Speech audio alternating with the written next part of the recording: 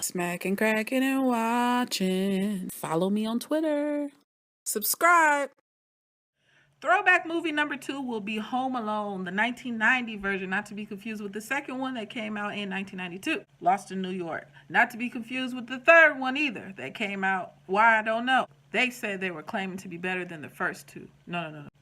97 trash. They even went too dang far for the fourth one, 2002, saying we're taking it back to the house. For what? I prefer the 90 version, the first one. This movie is about a bad little boy, 8-year-old Kevin McAllister. He has been left home alone and his family's in another country. They went off to France. They left this little boy. Oh, Lord. But this is every youthful dream that we've all had. I know I have. I want to be locked in a grocery store. I want to be locked in the mall overnight. You just running through everything, playing, just jumping in stores, and who God knows it would be creepy as all get out if it really happened, right? This is his dream come true, though. This little bad boy has some mega life skills. If you think about it, it was his wish came true. That little boy willed his way into the situation. He told his mom off. She told him something back, and that was it. We'll get into those exact quotes in a moment. Can we talk about the home, the house that the McAllisters live in? Let me tell you, what did they do? Where did the mom work? Where did the dad work? I'm trying to figure out, because in real life, in real news, they actually sold that home in Illinois for $1.5 million. Can you believe that? Huge house, 17 windows. I counted. I paused. Counted it. 17 windows up front. I don't know about you, but I don't have 17 windows up front. Just saying. Who does? Just in the front of the house. Okay, beautiful home. My second thing is Uncle Frank. Uncle Frank is one of those uncles, one of those relatives you really would not want to leave around any of the children. He's one of those people who are just so negative, so weird. Just everything about him is creep mode. I wouldn't like him talking to me if I was Kevin. I wouldn't want him talking to my kids if I was Mrs. McAllister, okay? He shouldn't even be allowed at the crib, let alone vacationing with everyone. Watching this movie as a kid is one thing. Watching it as an adult is another thing. Watching it as a parent, ooh, that little boy. Okay, look, he said when he ran up to his parents' room in the very beginning of the movie, he said, "Get off the phone and make me, why don't you?" Wait. This kid said, when I grow up and get married, I'm going to live alone. Look, I'm ready for him. I'm so ready for him right now. His parents said that he was in the garage with a glue gun. What?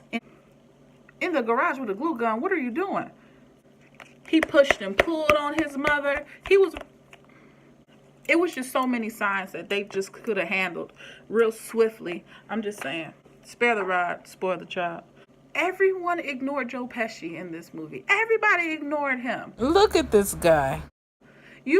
So just because he's in uniform, you really trust this dude? He got a silver tooth, just everybody walking past. He's scoping out everything, memorizing everything, asking so many questions, nobody asked anything. You're what the French call les incompetent. How rude. Buzz's bedroom had so much Bulls decor that it made me so happy. And Throwback, I remember my cousin had the life size cardboard thing of Jordan, and it had like a like how tall you are on the side. That was super dope, and it brought back the memories of Talk Boy, because Talk Boy and Home Alone just go hand in hand. You can't, I'm sure the cells were like, phew, just saying. The same way they talked about the old man neighbor who was shoveling outside the sidewalk, that's the same way that we kind of make up stories now as adults about our neighbors. Like, oh, they probably, or I bet they, or I bet he did. Who knows what that creep it's kind of funny, because that's the same way we would look out our windows 20 years ago. Is the same way we would do it now. At least I would. I don't know about you guys. Drop a comment below. Some things are just no different as adults. We just grow with it. $122.50 for pizzas. What kind of pizzas y'all got? I mean, a little narrow pizza better be fire. I'm talking about I'm talking about fire. Because $122 for what? 122 for what? Y'all go to the grocery store and go get a gang of Jackson DiGiorno's for $122. I bet you what I'm not going to do is tip him on top of 122. Not going to happen. Nope. What you did, you little jerk. That scene, the epic scene that everybody knows and loves when they're at the dinner table in the kitchen and everybody, the camera pans around the whole room and they're all just like piercing at this little boy like he's the worst thing in the world. Pepsi labels have changed. 2-liter labels have changed. Just the bottle, the labels, everything. Over the years, man, it's just crazy to see it throwback. Even his old school Adidas, crazy. So they put this little kid upstairs in the attic. Never really noticed how much they really were pushing the whole Illinois, Chicago, everything about it. He had a Chicago flag on his wall. He had a Cubs mug next to the bed. It was real dope to see all of that stuff. Who's to blame for this whole situation? It's not Kevin. It's not the mother. It's not the parents. It's not even a little boy neighbor who had his head in there being nosy going through the stuff in the van. And that's why they missed the count and they thought Kevin was there. Heather is the problem because she was the one actually counting. What she should have did was say, make sure she saw that face. 1, see your 2, 3. That's what she should have did. She didn't do it. So we need to be blaming Heather all these years later. And the little boy Fuller who pees in the bed, you know that's Macaulay's real life brother. Isn't that interesting? So the airport scene is probably one of the most famous in movie history scenes, period. Peter with his Burberry coat, you know, flying, and they're all jogging / running through the airport to just get to the stewardess or flight attendant, whatever you want to call her, and just get on the plane. Epic, very memorable. It's something that's always going to be in your heart, and you're always going to equate that with holiday family movies forever. Merry Christmas, you filthy animal. The Grinch movie was in the background. Never really paid attention to it. I thought that was dope. When the mom called the police station in Chicago saying, hey, go check on my son, the cop was tearing up a donut. I never noticed that before.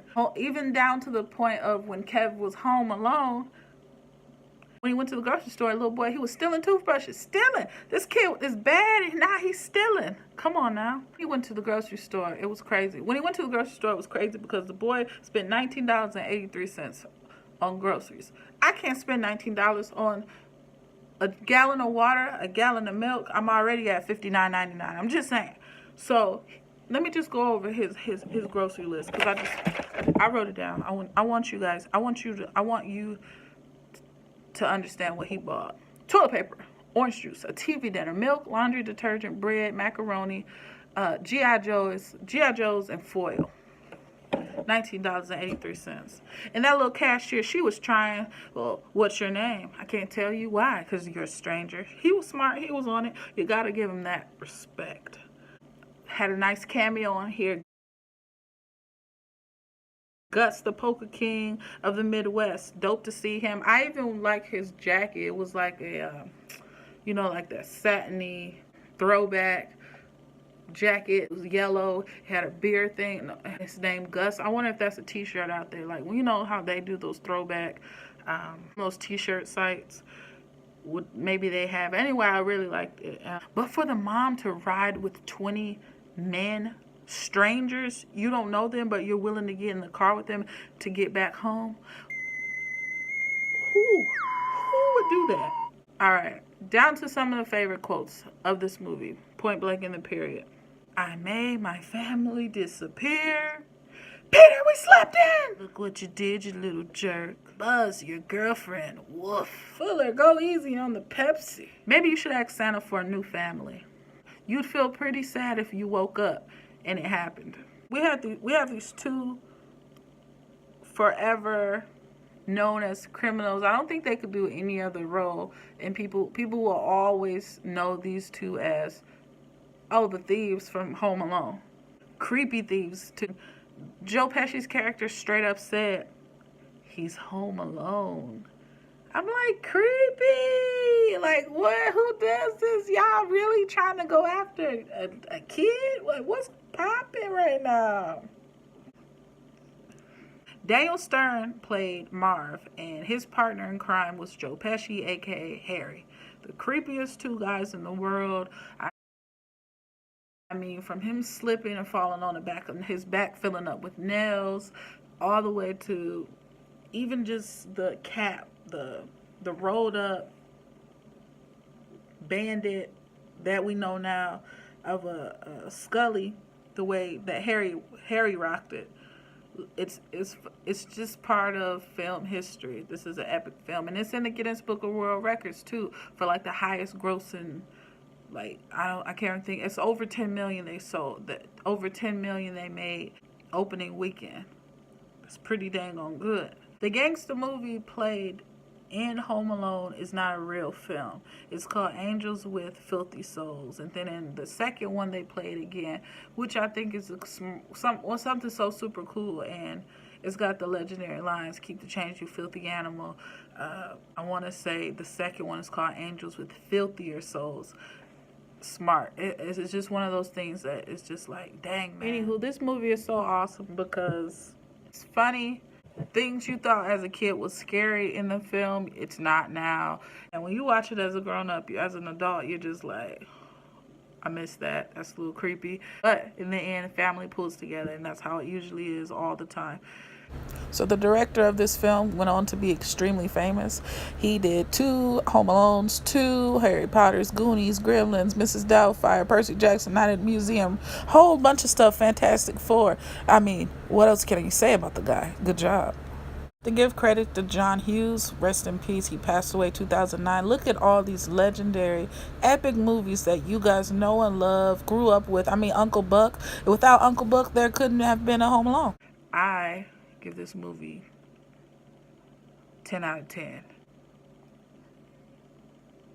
For sure. Anyways, until the next time.